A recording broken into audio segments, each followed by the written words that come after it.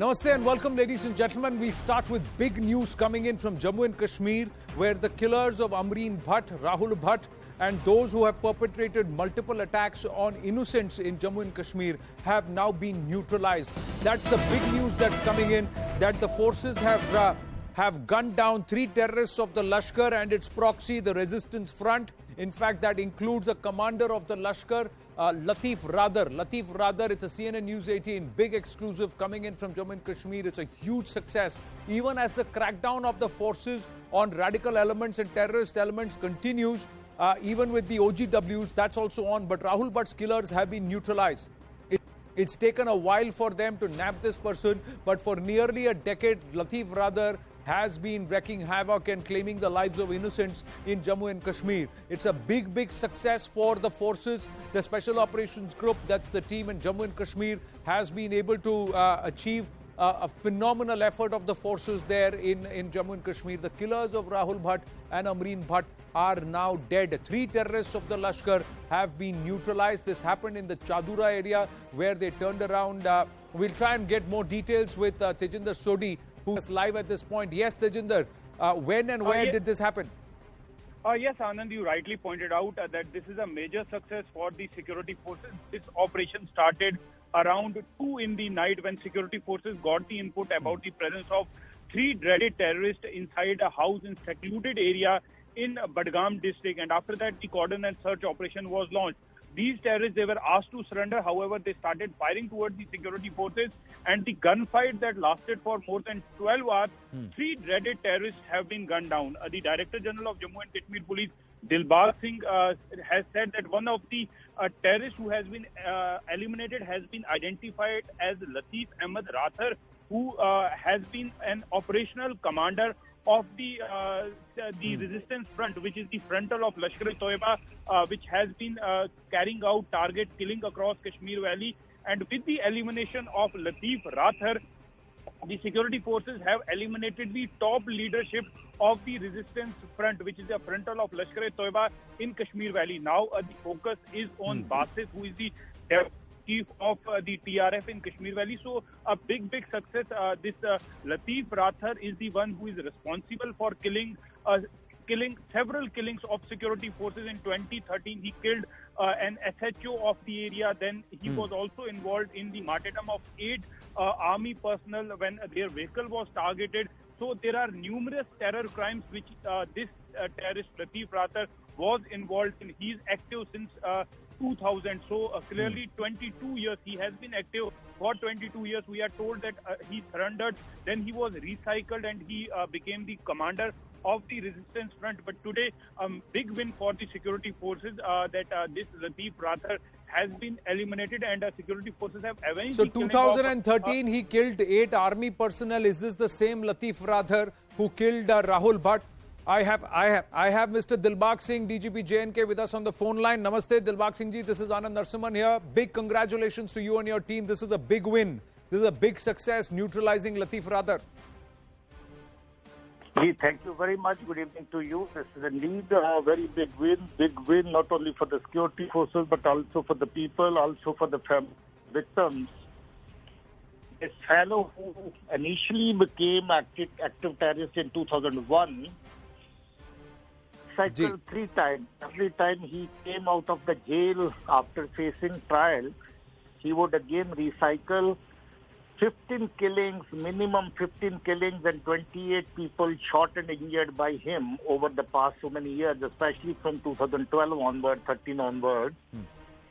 That fellow was involved killing of Rahul Bhatt, killing of Amreen Bhatt, killing of 8 army personnel, and injuring 19 of them in 2013 in an attack on army convoy in Nogam.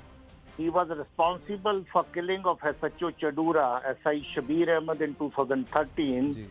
There is a series of killings. In 2022, he is responsible for killing of Amir Lone, a police constable, then subsequently shooting and injuring 2 laborers, killing of Ghulam Hassan Dar, a police constable from Srinagar, killing of Rahul Bhatt, killing of Amreen Bhatt, killing of Saifullah Qadri, of a police constable working in SOG Srinagar, a long number, a series of killings by this person. He was a dreaded terrorist. 2001 and 2022 has come to an end today. If I remember correctly, he was also always there among the top 3 in the list of those who needed to be neutralized in the valley. Can you tell us a little bit about the operation? How did you go about achieving this success? And we're given to understand that 2 more of his associates have also been neutralized. Yes, this fellow was having number of hideouts. He would come from Badgam to Srinagar, half a dozen hideouts in Srinagar city. Every time we went after him, he was lucky to escape from Srinagar hideout. We were tracking him for the past over 1 year now, and everywhere he went, we were sort of chasing him. He was active in Pulwama, in Badgam, in Srinagar, in Naugam area. 2 of his associates from Khunmo area were also active along with him. The Khunmo fellow is responsible for killing of a sarpanch from Khunmo and another civilian. So for the past over a year or so, these 2 guys were also moving around with him and part of the killings that this fellow executed. It was a very, very consistent hard work put in by our policemen, by our police force, and especially our SOG, who were able to generate an hint about his movement and location in Badgam, on the basis of which this operation was carried out. And I'm happy that this operation has ended in the killing of this dreaded terrorist who was responsible for so many killings. Congratulations to you and your team, and big win for everybody in Jammu and Kashmir. There are just 1 or 2 who are perhaps the Hydra or top heads of the Hydra which need to be neutralized. We just sincerely hope that also is achieved in the near future. Thank you very much, Dilbag Singh ji, for speaking with us.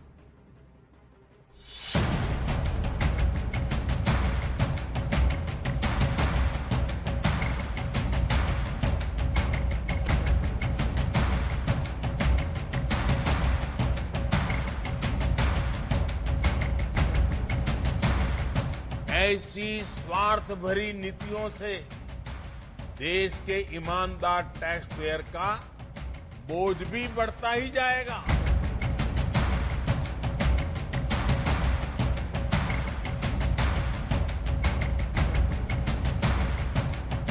ऐसी हताशा में ये लोग भी अब काले जादू की तरफ मुड़ते नजर आ रहे हैं।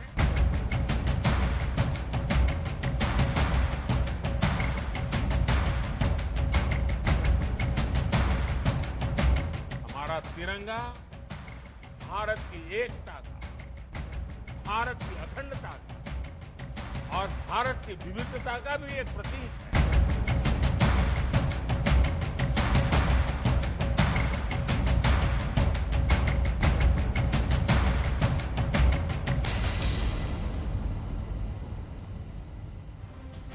As he dedicated a 2G ethanol plant at Panipat to the nation, trying to say that we need to move towards alternative fuels and reduce our dependence on these fossil fuels, Prime Minister Narendra Modi also turning around and saying that stop Revdi politics, trying to draw the line between the welfare state and welfare policies for those who really need it, and these dole-outs that are given by political parties to get votes.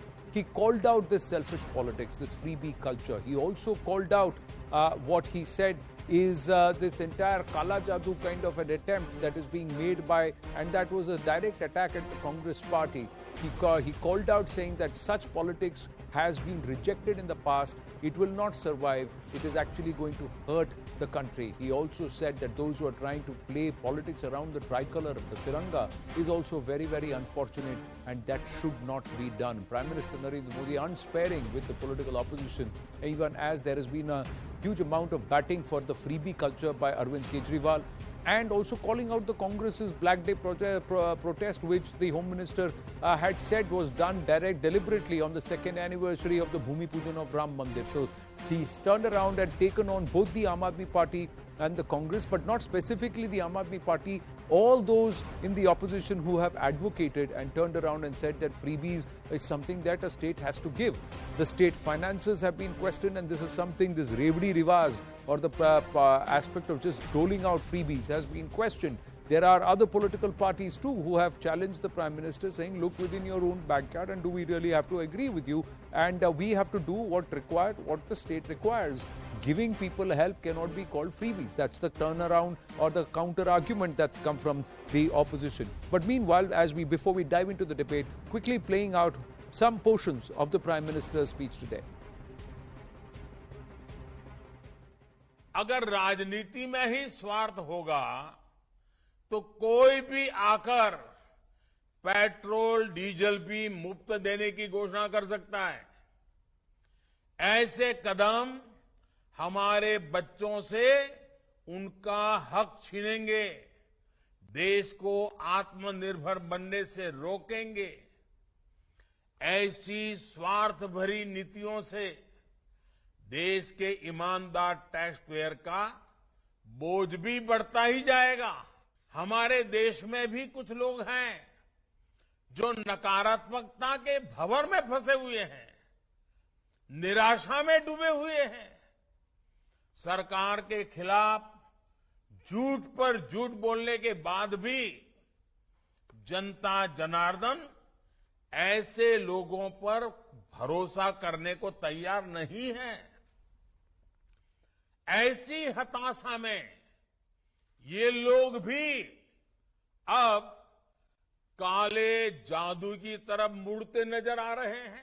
आज आजादी के 75 वर्ष बाद जब हम नए भारत की यात्रा शुरू कर रहे हैं तो तिरंगा एक बार फिर भारत की एकता और चेतना का प्रतिनिधित्व कर रहा है। Well, let's dive into the debate. Is this going to get votes, this freebie culture and this Kala Jadoo kind of politics that is oppose everything that the government proposes, whether irrespective of the fact whether it is good for the country or not. Putting the country first, the people's interest first, and doing politics that is that keeps Rashtaniti at the center stage, at the fulcrum.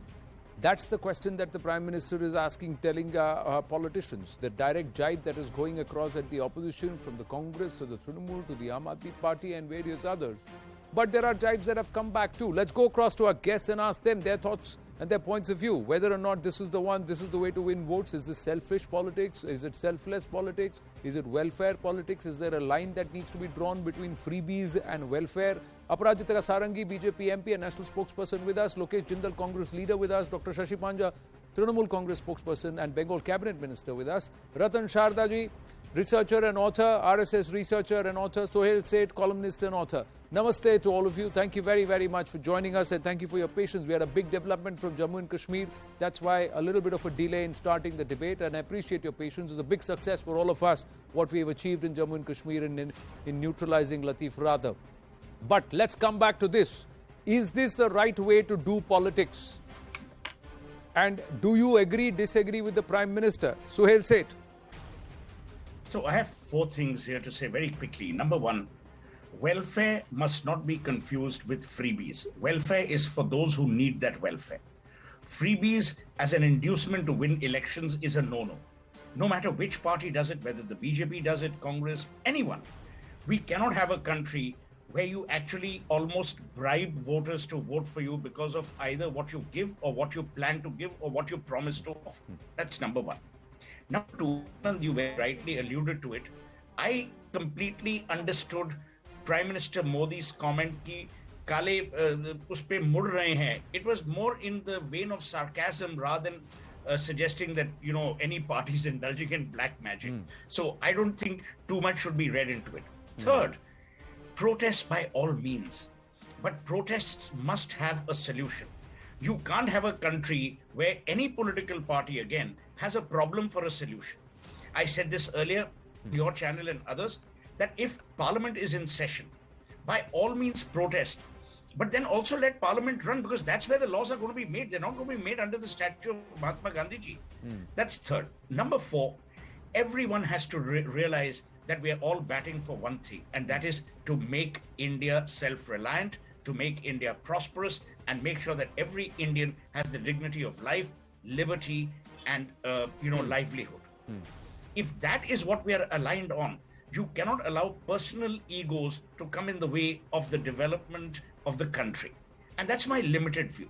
See, political brownie points will be, sought by every political party, and that's the nature of the beast. But let's, for once at least, agree that on certain national causes, there cannot be any protest for the sake of protest. Of course, have a protest. It's our democratic right. But make sure that protest results in some resolution, in some solution. We cannot keep protesting because the government has mooted something, it's bad. Then question the government. The only way you can question them is in parliament. And if I were the Congress or any other political party, with due respect, I would actually put the government on the mat in a place where the government can be on the mat, which is in parliament. If you protest outside wearing whatever color of clothes you wear, people are going to say that, oh, you're protesting just for the sake of protesting. So even the protest, if it is serious, will not be viewed seriously. Those are my initial comments. Ji. Lokesh Jindal, how do you want to respond before I bring in the ladies, Shashi Panjaji and Aparajita ji? Yes, sir. In fact, recently CMIE has come up with its report where it has pointed out that the unemployment rate has increased from 7.1% in May to 7.8% in June.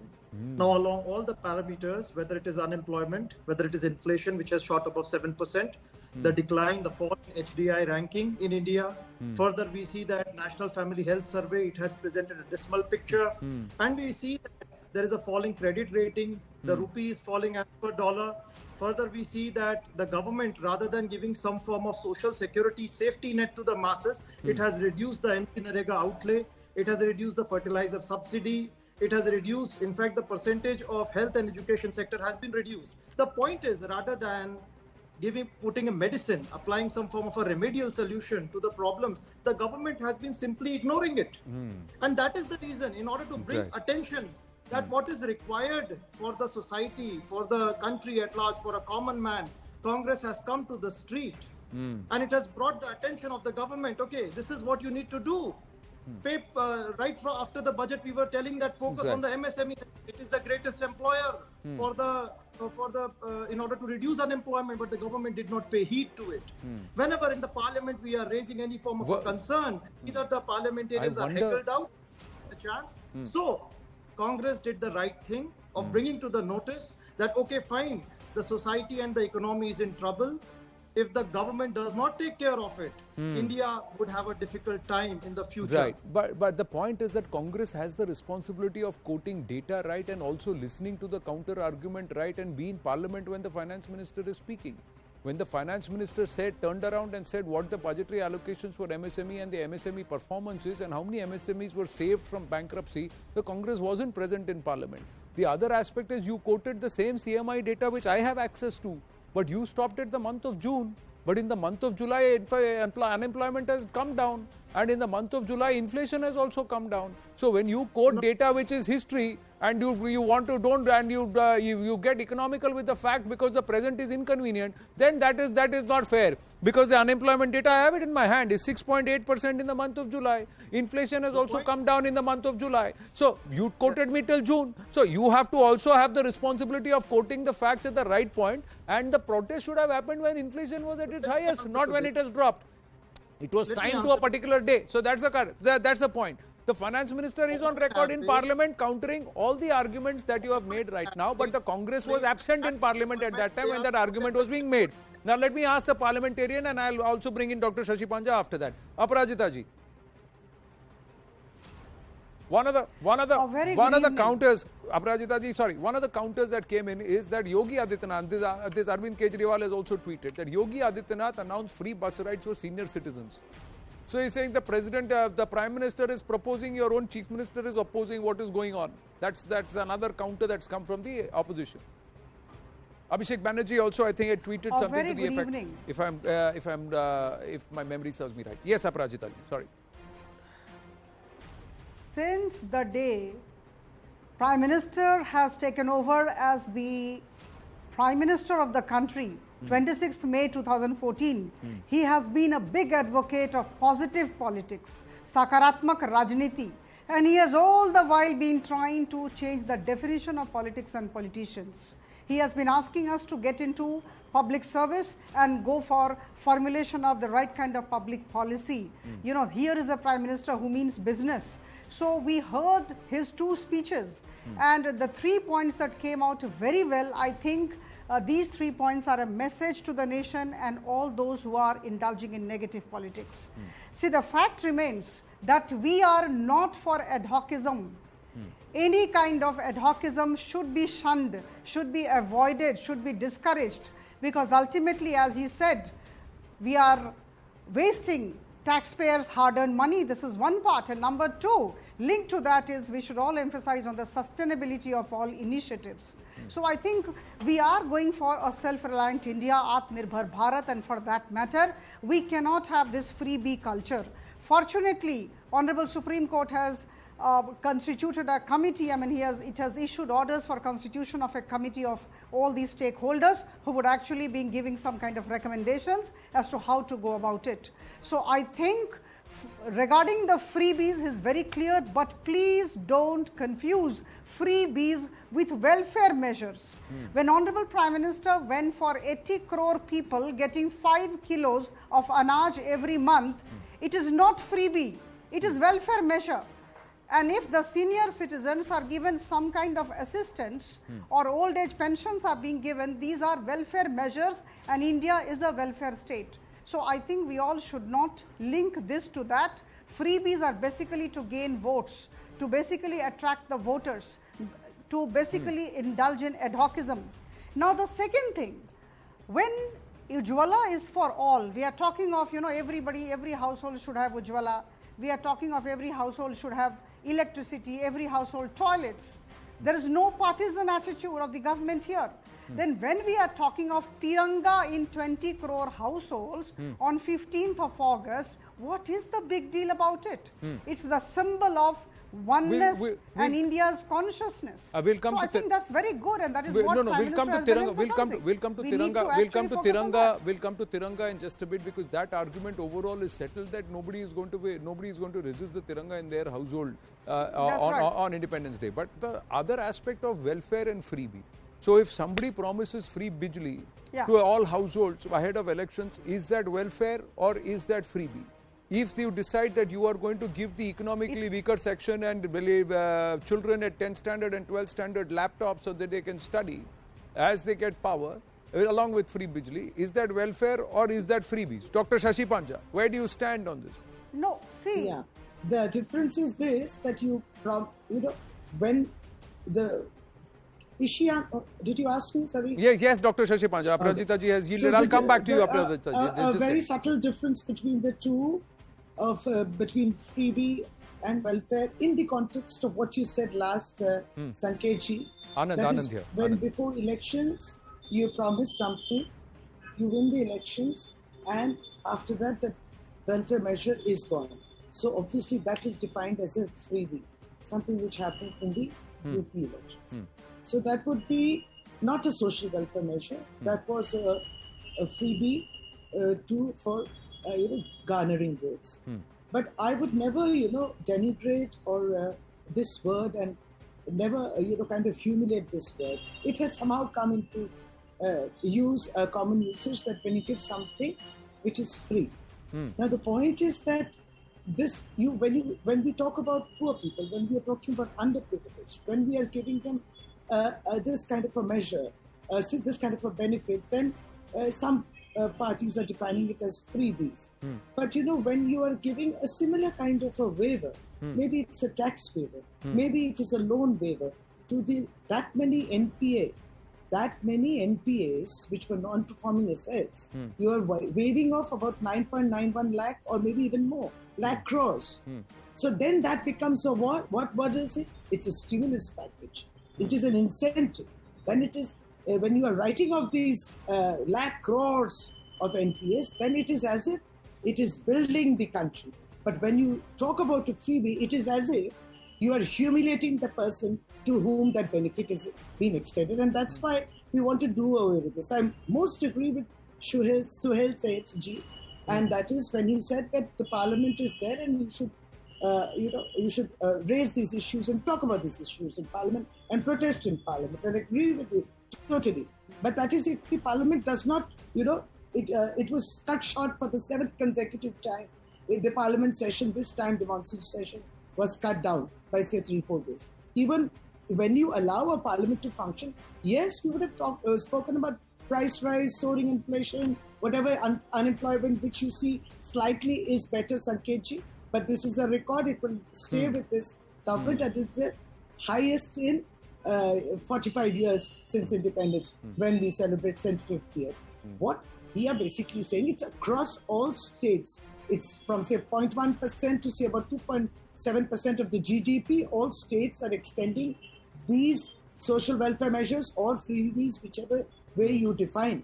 But that's it where is true that, a coinage of a word, labharti. You see, those who coined the word labhartis are now speaking against no, it. but So Labharti is a beneficiary. That's why I'm trying to say. And Dr. Shashi Panja, this is Anand Narasimhan here. Sanket is a good friend.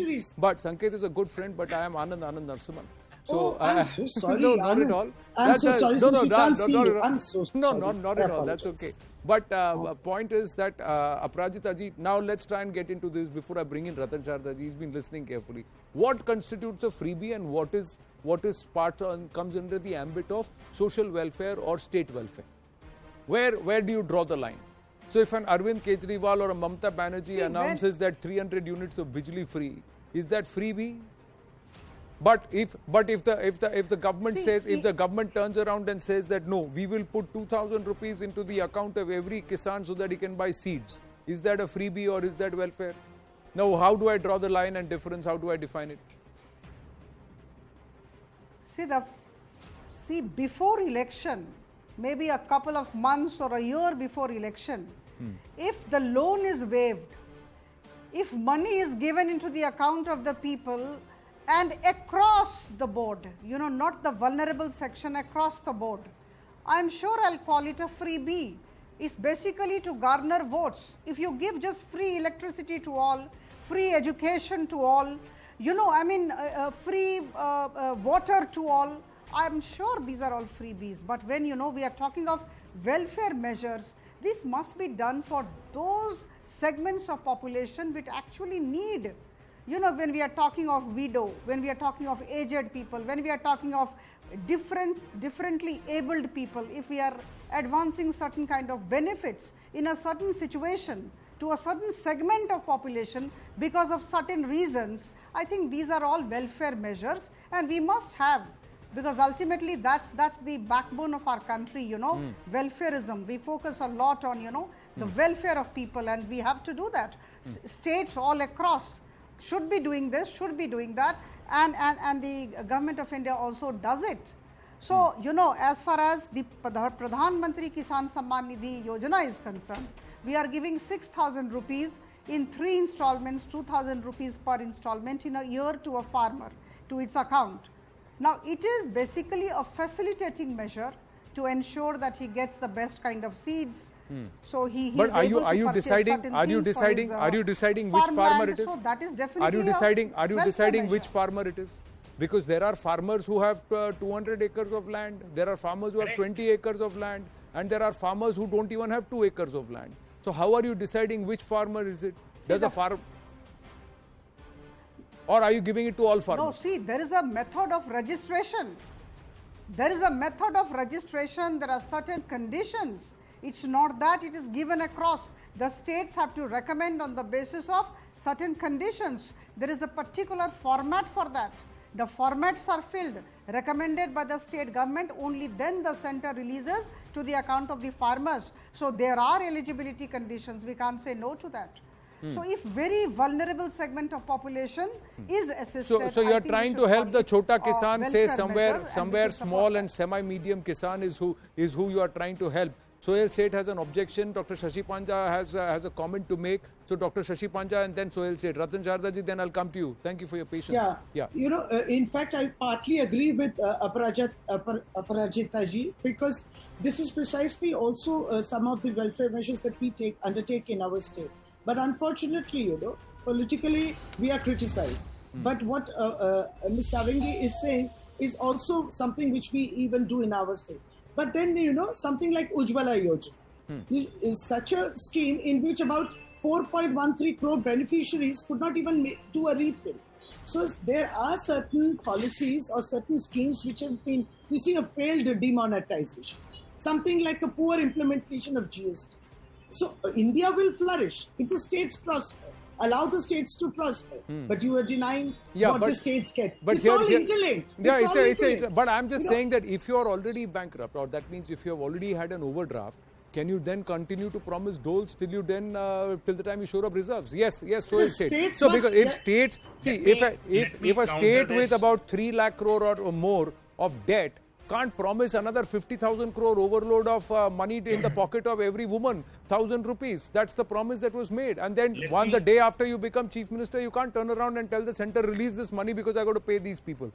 That's not economics, and that's not the way to run a state. Yeah, 1 minute. So I'll say it. Yeah. Let me just counter this with pure logic. Number one, welfare cannot be confused for freebies.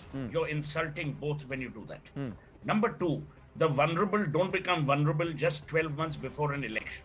Correct. You make them seem vulnerable because you want to win their vote. You are not winning or solving any of their problems. Number three, the states have no right to create a situation where they actually endanger the entire union because of fiscal misbehavior. So there must be some control mechanism to prevent that. Number four, all parties now need to set an example, including the BJP, of fiscal responsible behavior. We cannot have a situation in our country where people are promised things and then only a few are taxed so heavily. Last point about the farmers. In this country, there is a difference between the farmer who owns and the person who tills the soil or tills the farm. Until we make that distinction, and today you have violated all norms. Look at what has happened to Punjab in an aligned way, in a tangential way. The groundwater has been abysmally. The fertilizer, the crop is completely poisonous because you have allowed for free water, free electricity. You have actually bankrupted not only the state, you have endangered their entire green revolution. Who's going to be responsible for this? No, point very well made. And the fact is that you have stopped growing your traditional crops. You stopped growing millets because you said that, okay, there is MSP on wheat and rice, so let's grow only that. And then you have also run not just the groundwater levels, but you also dried out the topsoil. You have such poor quality topsoil in Punjab that if it is not arrested and crop rotation doesn't start, the whole state is going to now get into a state of famine. So we have serious issues there in terms of policy. Ratan Sharda ji, thank you for your patience. Please, the next 3 minutes are yours. Well, people have been asking what is freebie, what is welfare measure. When you provide soft loan to poor to make toilets, have good hygiene, so better health, save money on health, that is welfare.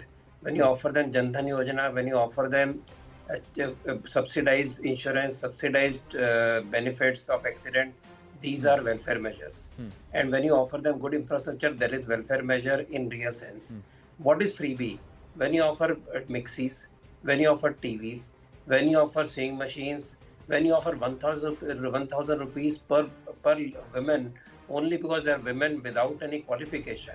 When you offer free bijli, free pani, as we already seen the disaster in Punjab, we have seen the disaster in Venezuela, if you don't want to talk about India. And what kind of costs are we paying for? When you offer always free salaries, whether in Delhi, whether in Bengal, that is typical freebie and appeasement. How can that be allowed in a secular state while we are suffering from deficit? I will look at a few figures. I'll give you some few figures. Telangana has crossed over outstanding liabilities by 30.6%. Punjab is under heavy debt because of free bijli, free pani, and totally the state where industry has run away. Look at Delhi.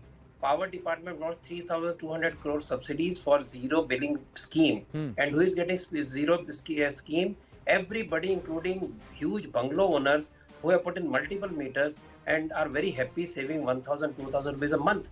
That is a kind of, a very poor kind of economy we see in Delhi. We have Delhi government is proposing sewerage pollution charges even to people who are not on sewerage because they have to cover the cost. Delhi Jal Board has a debt of 57,000 crores. CAG says Jal Board has not been able to repay debts of 20,000 crores. 7 new hospitals are promised, but High Court report said that Delhi has the worst health department with 35 poor government hospitals. Then we have 19 colleges under Delhi government which are not getting paid. The salaries are not being paid. Primary school teachers are not being paying. So what is a freebie? It is at the cost of basic development of any particular state or any particular population, and that is what hurts the economy. That is what takes you down. So let us be very clear. There is no doubt about what is a welfare measure, what is freebie. And when you start giving these, you give free ticket to women in the buses in Delhi, for what cause? Now you have poor buses, you have horrible DTs running there because you are trying to provide freebies which nobody asked for. Right. You are actually debasing the self-respect of citizens of India. Modi ji has survived, thrived for so many decades without offering any freebie in Gujarat, without offering any freebie which has no connection of uplifting the people. So we should understand that. No, but if people have, but if people have that kind of self-respect, Ratan Chadaji and Lokesh Jindal, I'm asking you, why would a political party not resort to it if people are voting? Absolutely. Arvind Kejriwal got overwhelming number of votes in Delhi, and in the first time he came to power, the promise was free Wi-Fi, and the local people said bus stop pe Wi-Fi free hoga to main kyun nahi karu vote Kejriwal ko. Next time it was free bijli. If this free politics is working, and for everything, if you believe that taking to the streets is going to help, you think it's going to help, because the PM also said that all of this will not give you long-term gains. Long-term, you will only suffer. If anybody says that BJP has not been resorting to such policies, is absolutely wrong. Because just prior to the UP elections, Yogi Adityanath, he had slashed the electricity rates by half for the UP farm. Even the MSP rate was increased at an unprecedented level. The point is, before elections, even BJP resorts to all these forms of tactics. But the second point is freebies or a culture of freebie essential for the country? So let me tell you why it is important to have some form of a mechanism for social security net. After the COVID crisis, the entire economy as well as the social structure, it underwent a severe form of a strain. And all over the policy think tanks, there were recommendations that it is required that people must be provided adequate safety nets. So there must be a greater provision of health care, there must be greater provision of basic amenities, there must be greater provision of basic needs to the people, and there must be means for propensity to save. This is exactly the point, that what we are trying to say is that had governments in the past focused on trying to use state revenue towards improving the infrastructure, improving healthcare, improving public transport, rather than saying election के time में इनको थोड़ा free दे देंगे, 3 महीने बाद भूल जाएंगे, और इलेक्शन के बाद प्रो रेटा 3 महीने में बाकी जो दिया है वो वसूल कर लेंगे, हर महीने 1.5 गुना बिल आएगा और वसूल हो जाएगा जो 2 महीना फ्री दिया, इनको पता भी नहीं चलेगा. That's not the policy, no? Yeah. Very quickly, at least we have continued with our measures. Anand, very quickly, as Ratan very rightly said, a responsible democracy needs responsible citizenry. Yeah. Responsible citizenry means we don't allow ourselves to be deluded by the fact that we are getting something free without any quid pro quo. The quid pro quo in most cases is votes. Yeah. They want to be in power thinking that they can befuddle or fool us. The point is, we are responsible as well. So perhaps today people are getting conned, and therefore it is leading to a disaster. Let's not forget what happened to Sri Lanka. Apart from the Chinese, it was complete fiscal irresponsibility. Absolutely. What is Prime Minister Modi said, and one point of his is important, which didn't come today. State electricity boards are bankrupt. People don't want to supply power to state electricity boards. Transmission distribution losses are at 27-28%. What's going on? Yeah. You've been giving free electricity, you don't charge the right value, and the same person who you're attempting to help. The rich will always manage to find a way. The rich will always be fine. The poorest of the poor, the ones who need the opportunities, they will suffer. No. And that's what political parties must recognize. And the other thing, other people you're harming through this culture. No, and the other thing is, let's not forget that in this country, the government doesn't create wealth. It's the corporates, it's the rich people, it's the private enterprise that creates wealth. And if you're trying to start grudging creation of wealth, then you're not going to generate employment, generate opportunity, generate profitability, and increase, again, social incomes overall. So let's not forget that. Perhaps the question of this debate should be, are our votes for sale? Perhaps the next time what we will do is we will debate this from that point of view, asking all of us that are our votes for sale? So that somebody says, free mein dunga, hum vote dene ko taiyar hain. So that means our vote has been bought.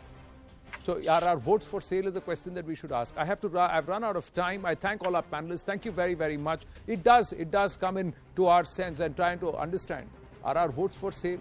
What's a freebie, what is not, what's welfare and what is not? Much to chew about. We're going to take a short break. When we come back, it's the Tiranga quiz, ladies and gentlemen. Independence Day, 75 years. The Tiranga quiz has met some great response. So this is the question. This man, nobody cannot recognize. That's Netaji Subhash Chandra Bose. But he hosted the national flag on Indian soil. When did he do it? And where did he do it? You have the options. We will start with this very question when we come back. Tell us what you think. Pick up the phone and call us 0120-434-1895. It's the Tiranga quiz on the right stand after the break.